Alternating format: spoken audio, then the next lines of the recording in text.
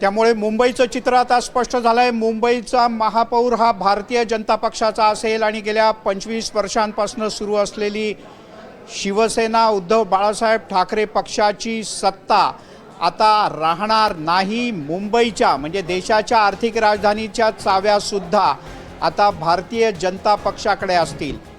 केंद्रात, राज्यात आणि आता मुंबईतही भाजपची सत्ता असेल। आणि या क्षणाची एक मोठी बातमी, कल्याण प्रभाग क्रमांक 20 मध्ये मतमोजणीच्या दरम्यान मोठा गोंधळ झाला आहे। भाजप सोडून इतर उमेदवार आणि त्यांच्या कार्यकर्त्यांनी आंदोलन सुरू केलं आहे। त्यांचा आरोप आहे की ईव्हीएम मशीन बदललं गेलं आहे।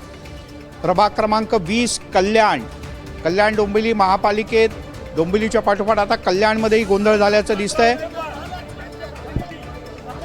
आपण काय नेमका गोंधळ चाललाय ते जरा समजून घेण्याचा प्रयत्न करूयात।